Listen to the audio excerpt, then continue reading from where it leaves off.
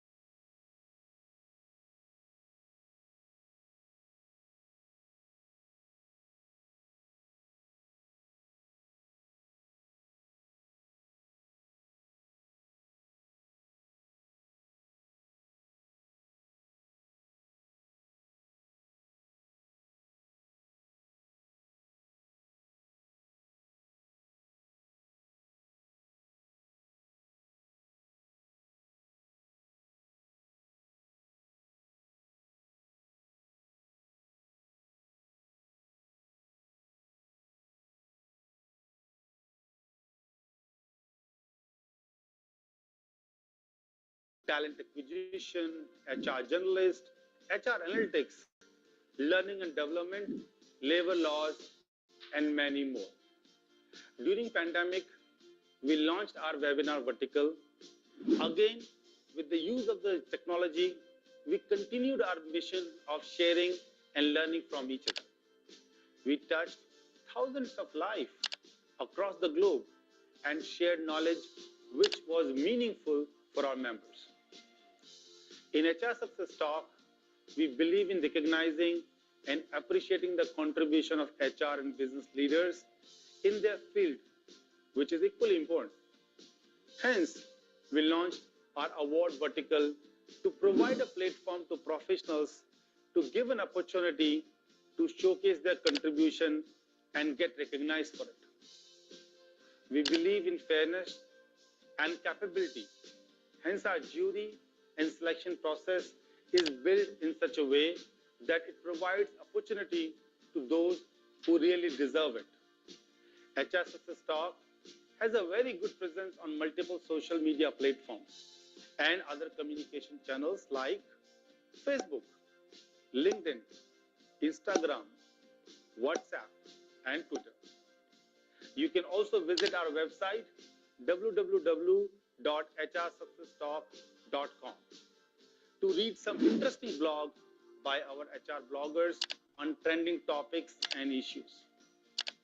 We are a huge community with global presence in multiple countries and thousands members and growing every month. We provide a platform to our members where they can learn from each other, can share their knowledge, and knowledge for others' benefit, build relationships and networking, and leverage this networking in any way they feel like. We have so many stories where our volunteers have leveraged this platform to find jobs, get new business opportunities, find a mentor to guide. It is up to them how they wish to leverage and use our platform. And guess what? You don't have to pay a fees to be a member or fill any form. You can be a member by click of a button by liking our Facebook, LinkedIn page, or any other social media channel. Simple, isn't it? You must be wondering how we manage all this. Yes, you guessed it right. We have a force of highly talented volunteers who spend 3 to 5 hours every week of their time for this community. We also invest highly on the development of our volunteers, and our HR team organize exclusive training sessions for them. Some of them have started as volunteers, and today they are playing the leadership role in this community. If you also have the zeal and passion to serve the HR community and time to contribute, you can send your resume at info@hrsuccesstalk.com to be our volunteer. Our talent team will be in touch with you. For us, this is just the beginning. You can either choose to be part of the journey or watch it from a distance. Let's learn and share together.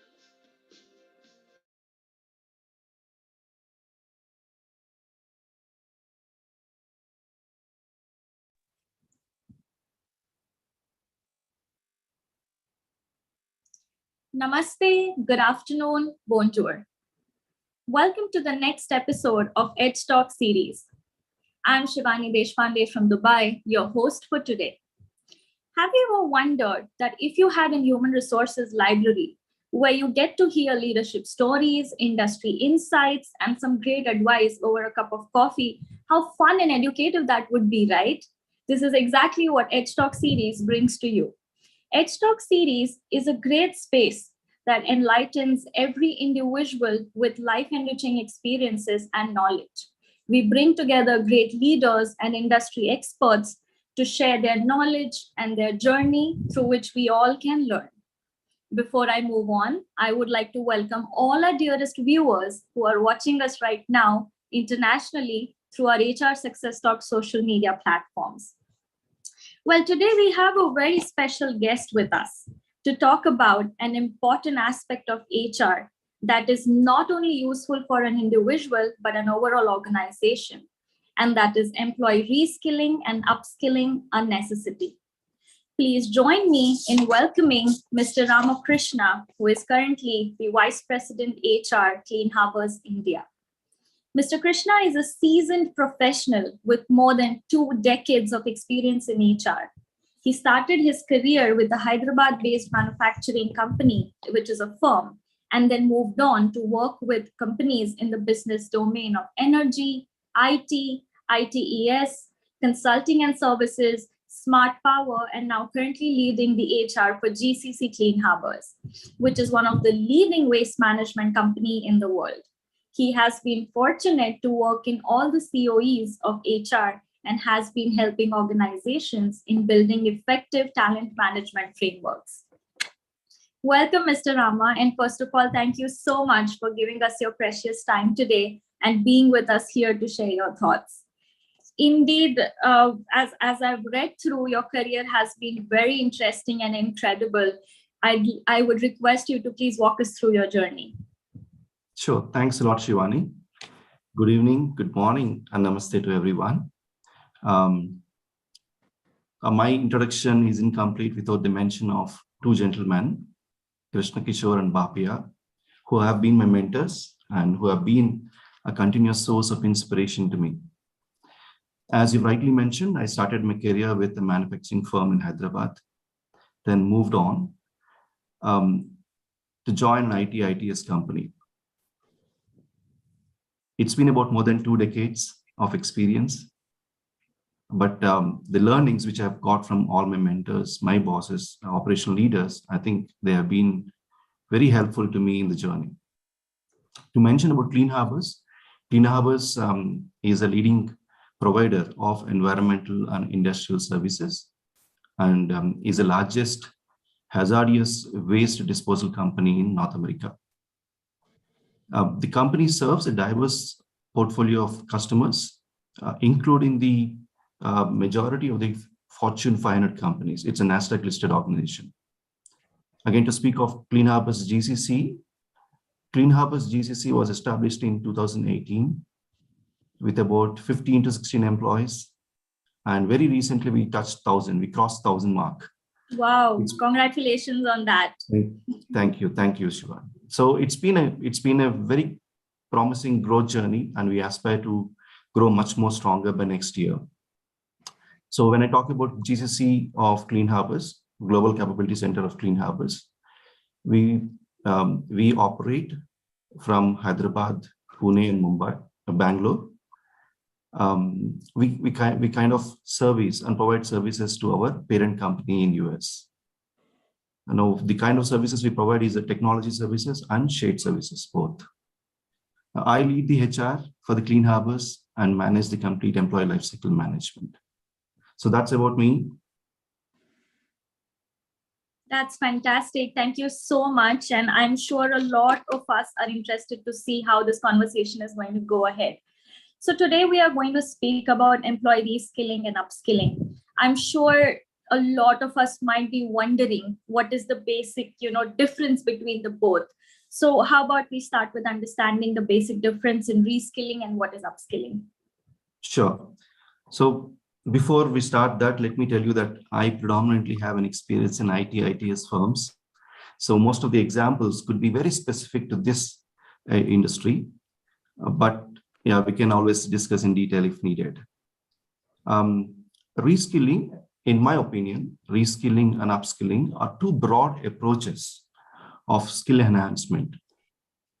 While the training methodologies could still remain the same in delivering the trainings and so on, the approaches these are the two broad approaches in terms of skill enhancement. When you talk about upskilling, upskilling is focusing on new skills for the current role, or for increasing the performance in the current role.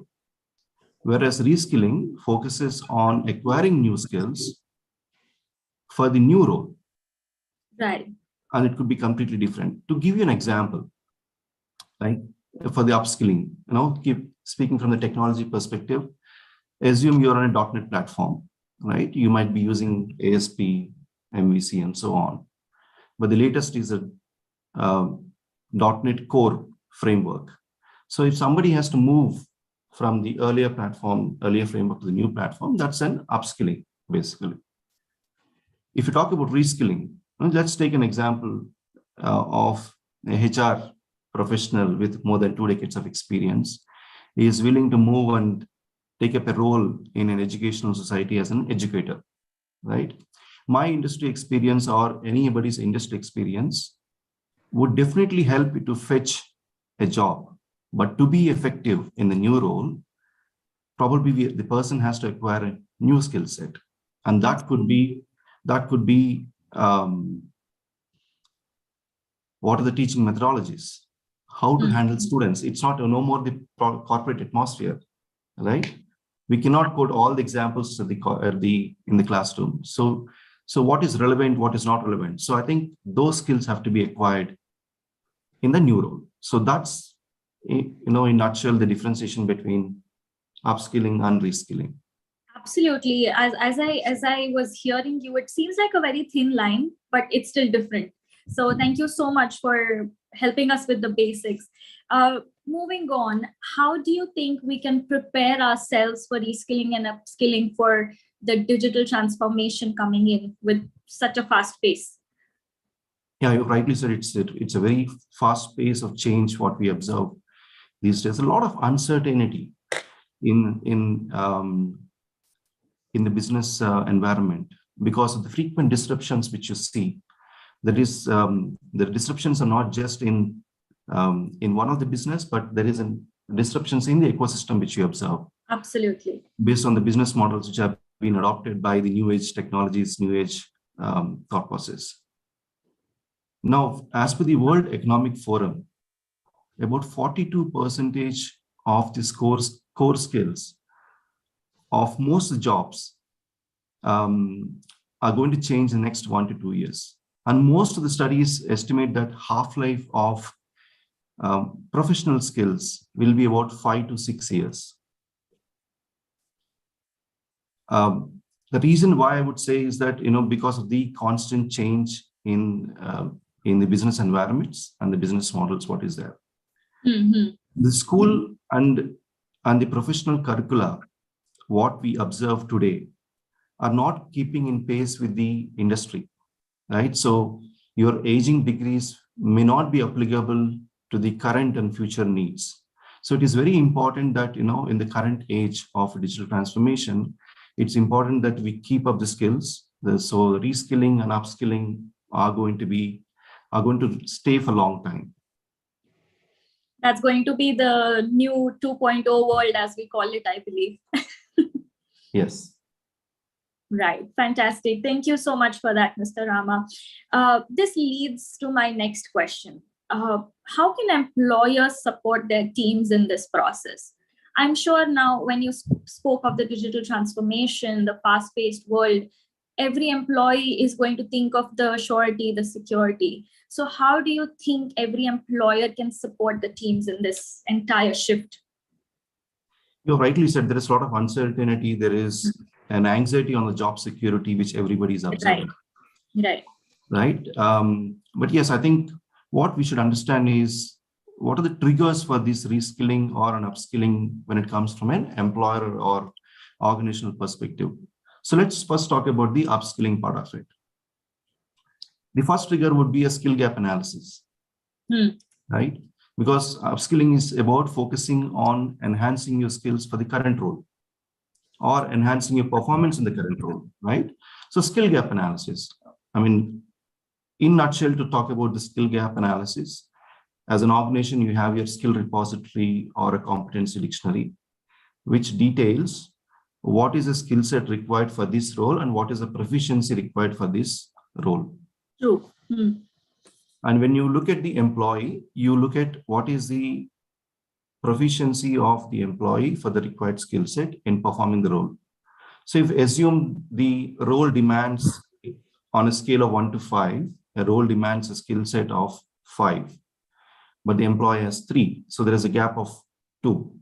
So this would be one of the first trigger for any kind of upskilling for the performance in that specific role. The second trigger could be new technology implementation, right? So assume, in the current role, they are operating on some ticketing-based system. The ITS team is operating on a ticketing-based system. And what if the ServiceNow is implemented? With the ServiceNow implemented, in the current role, they have to adopt ServiceNow for their performance, right? So that could be one example. If you take HR as an example for the hiring, most of us are dependent on Naukri, right? So we get all the recruiters, you observe them to be well-versed with the Naukri search and everything. But what if the company is implementing LinkedIn as a hiring, right? So they have to be upskilled for the role in the current with the current LinkedIn implementation. Right. So that could be a simple. So the examples could be as simple as that, right? Assume there is a data analyst, and the data analyst is predominantly using Excel as the tool for his analysis. And what if the company is implementing Power BI? For the same role, he has to adopt Power BI now. So that's an upskilling on the technology. So we did speak about the .NET, right? So similarly, for this new technology implementation could be one of the trigger. What could be the other trigger?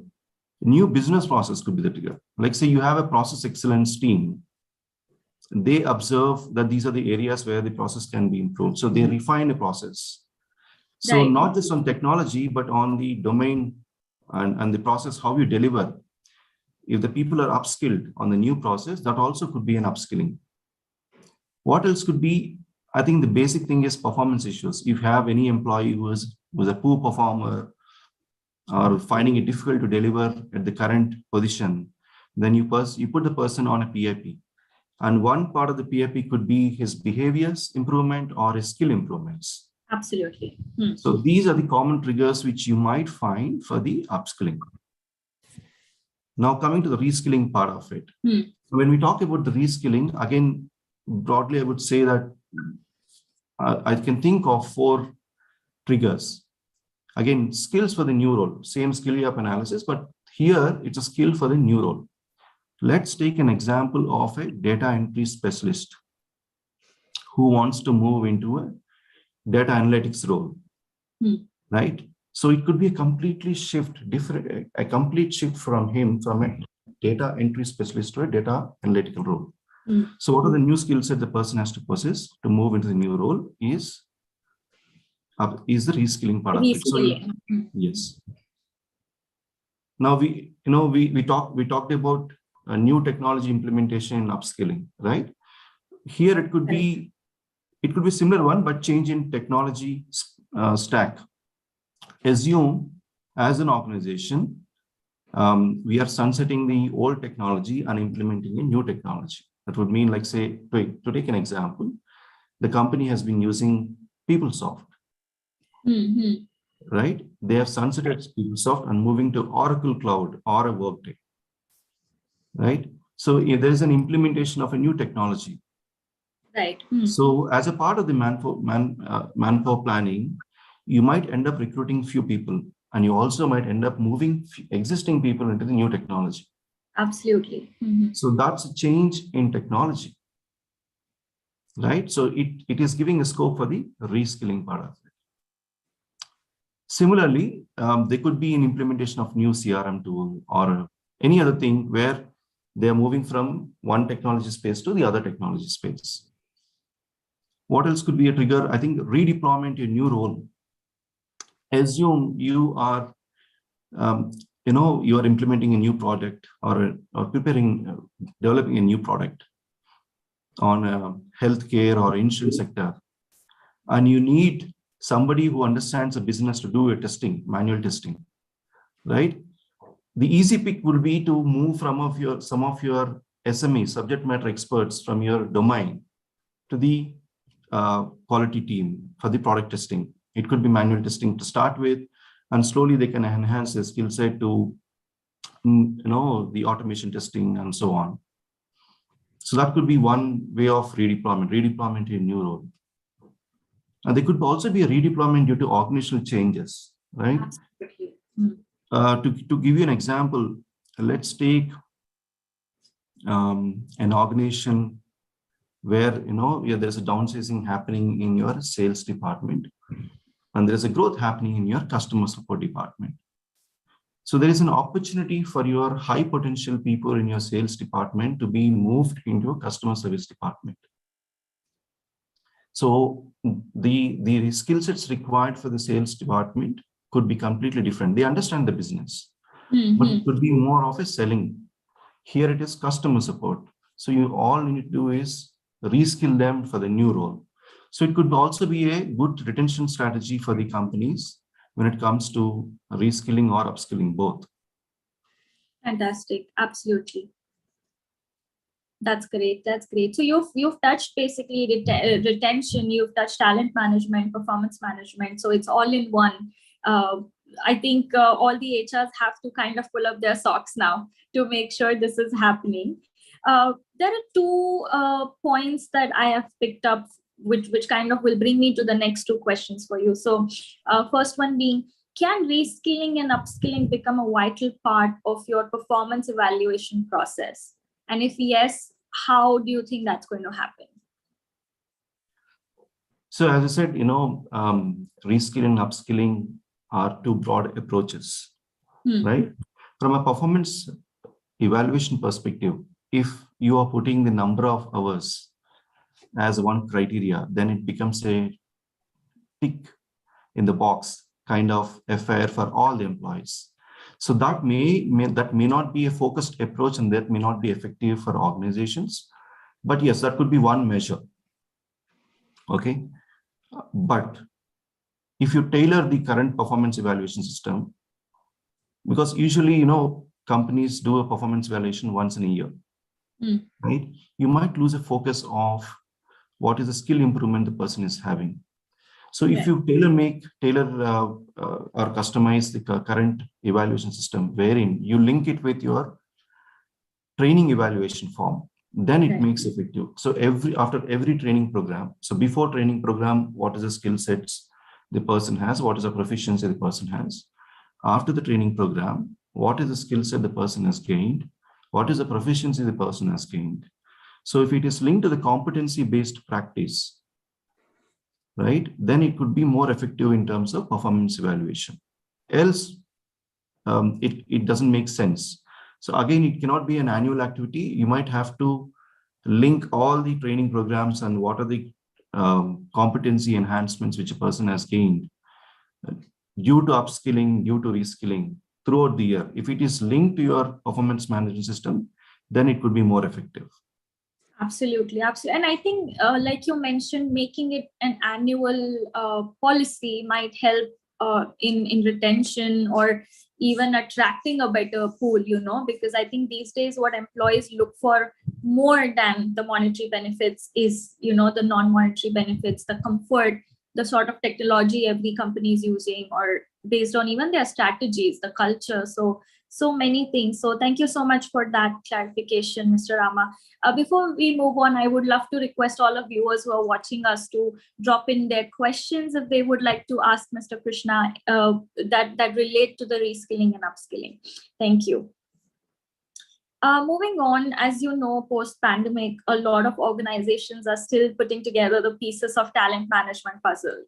How do you think skilling or upskilling will help them with their way forward in terms of a better retention rate, especially after the great resignation that has happened? Yeah, so see, pandemic was one of the disruption, but Right. but it has created a bigger disruption than any other would have possibly made in the complete ecosystem. So a lot of people have lost jobs. A lot of people have jumped. The great resignations which happened because people there was a gap in the skill. There was a gap in the kind of demand supply, right? So a lot of opportunity for the people, and hence there were a lot of great resignation which we have seen. Now, reskilling or upskilling could be a good retention strategy, but if it is tailored into the organizational need, then it could benefit the organization as well. What companies can do is they can design a competency development plan, identify the key skills which are required for the organization. We touched upon the various triggers, right? Based on those triggers, the company can design a competency development plan and use it as a retention practice. So assume it could be certifications. Employees could be given an option for certifications, and employees could be given an option for leadership programs, skill enhancements, and which could also be a retention strategy if it is curtailed with your service agreements and so on.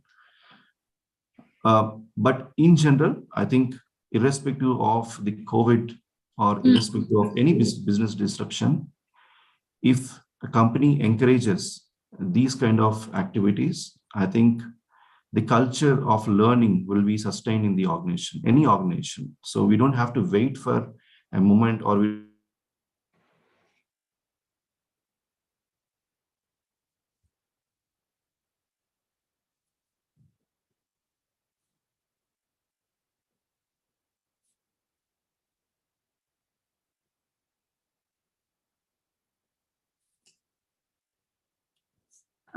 I'm afraid we have just a little bit of technical default. We expect Mr. Ramakrishna to join us back soon.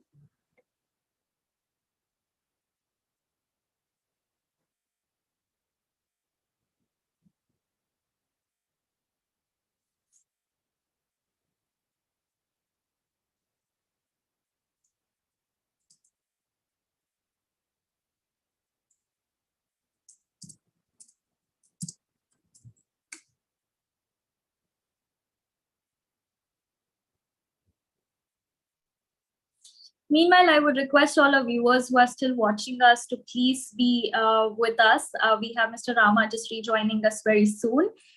If you have any questions, please write to us so that we can take up those questions. As you know, we have one of the leading industry experts with us today who can answer all your questions. If you have any thoughts, if you would like us to cover any topics which revolve with the whole reskilling and upskilling concept, please let us know.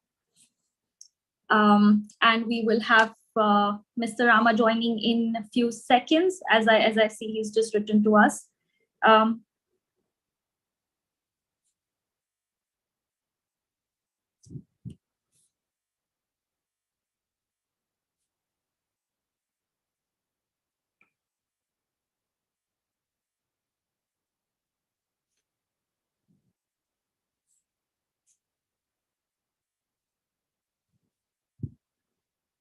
Meanwhile, to just recap, I think what Mr. Rama has clearly mentioned, or he was stressing on, are the triggers that every organization or every employer can keep in mind.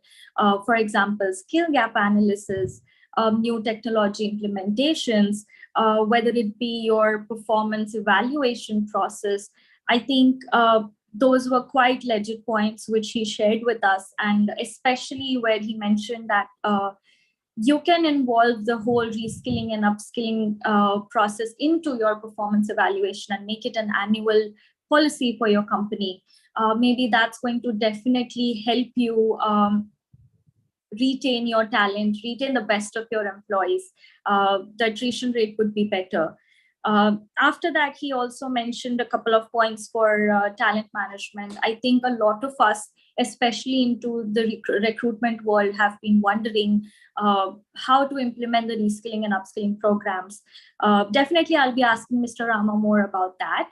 But as of now, what he mentioned, if you guys can note it as well, please let us know what more can we cover for you. My Mr. apologies. Rama. Yes. My apologies.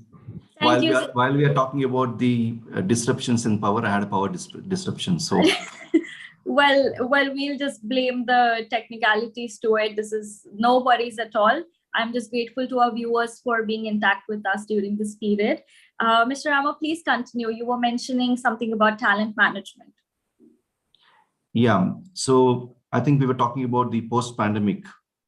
Yes. How it can be used as a retention program, right? Yes. So I was saying that, you know, if companies can cultivate a culture of learning, and it's a continuous process of learning, right? Then we don't have to be more worried about, so eventually we'll have these disruptions which come up. It could be COVID or it could be in any other form.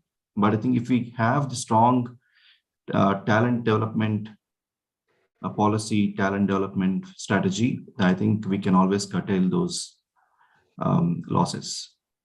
Absolutely. I do have one question. How do you think soft skills should be more focused on when we are thinking of reskilling and upskilling, or should we be focusing on tech skills? This is also a question coming to me from one of the person from LinkedIn. So what should be more focused? Soft skills, tech skills, and which one do you think would help you better as an individual and for your organization as well?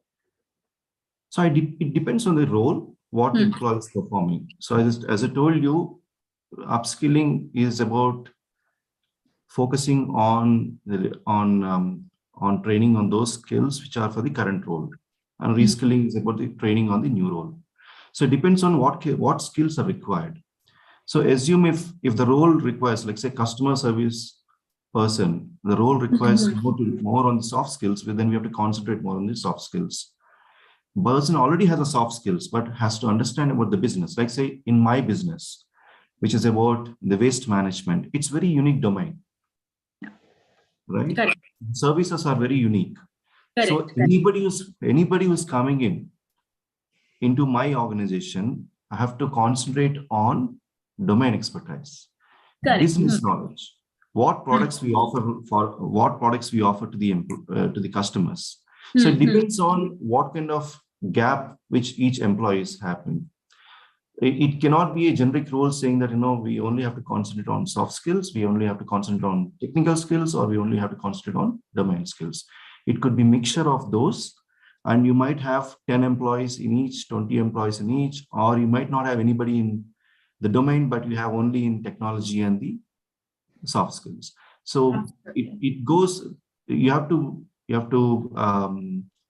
create a model based on the gap which we have observed. Fantastic. Thank you so much for answering that.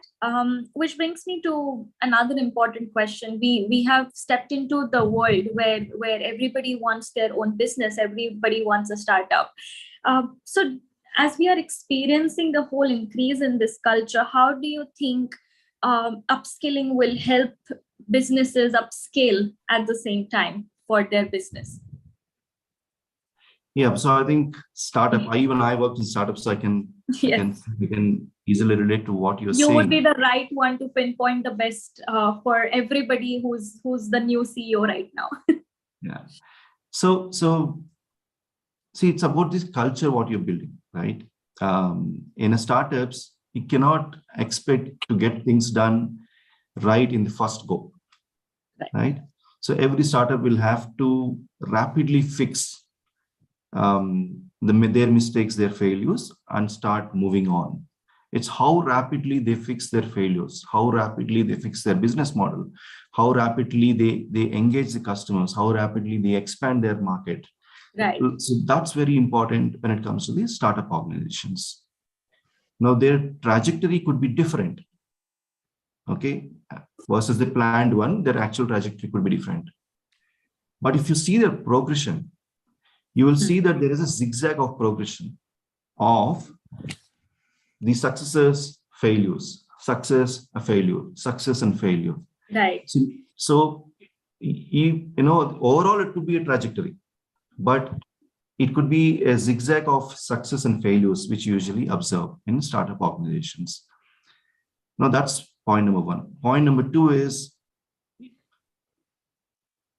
in order to retain people, so most of the time, you work on a lean model. Correct. Okay? You make you increase your strength as and when you go, as and when your products start hitting the market or you engage new customers and so on. So it's important that you keep engaging your employees as well. And one part of the engagement, because you may not be investing on a HR for full time, right? Absolutely. So the simple way of engaging the people in the startup organizations is on the technology. How well you are engaging them on technology, because all the tech minds, all the startup CEOs would like to look at how well they're innovating. So it's important that you start investing on technology. Now, you may not have scale to have a training program which is inviting about 40-50 people, right? So you might end up identifying the technologies which a small group of people is needed. So it is a tailor-made approach for startups.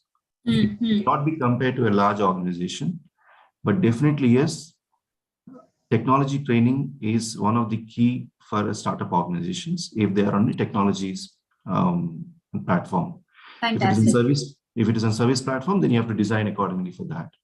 But innovation is a key. So for the innovation to happen, you have to continuously focus on training your people, and that could be a major retention. Fantastic. Thank you so much for answering that. I think me as an individual, this was an important answer for me as well. So thank you so much. Moving on, since we're coming to the end of our conversation, unfortunately, definitely, I'd love to bring in another episode with you to continue. But do you have a key advice for every aspirant out there? I'm calling them aspirants because most of us now are new. They are stepping into the world of beginning their career.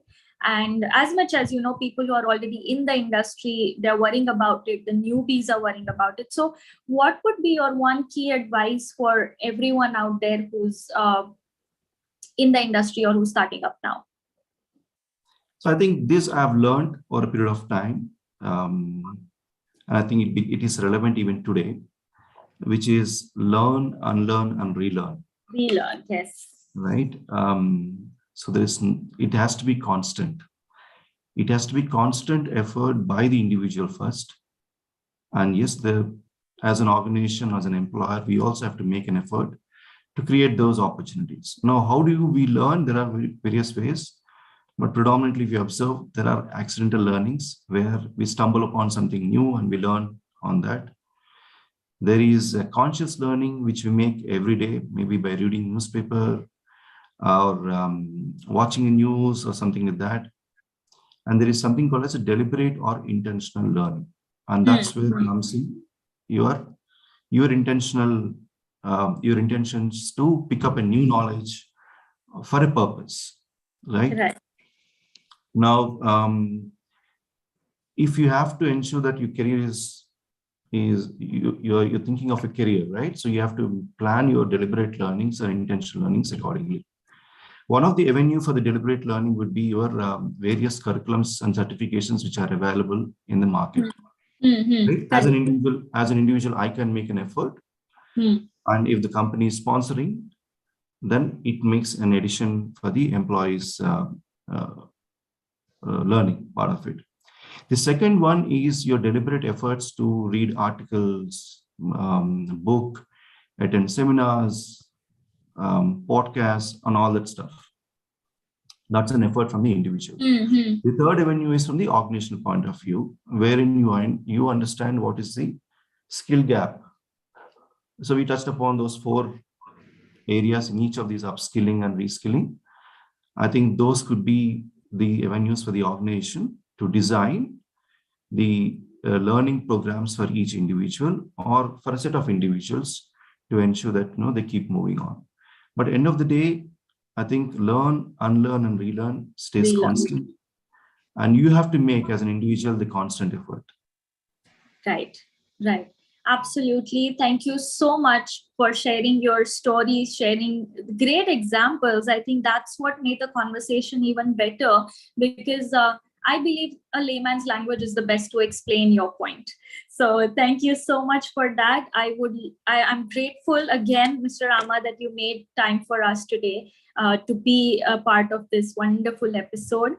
I would once again like to thank the entire team for organizing this, and our wonderful viewers who have joined us today and sent in their questions as well. Also, this is the Independence Day weekend, so wishing all of you a very happy Independence Day. Thank you so much, and stay tuned for the next episode of Edge Talk series. This is Shivani signing off for today. Thank you so much. Thanks, Shivani. Happy Independence Day to everyone.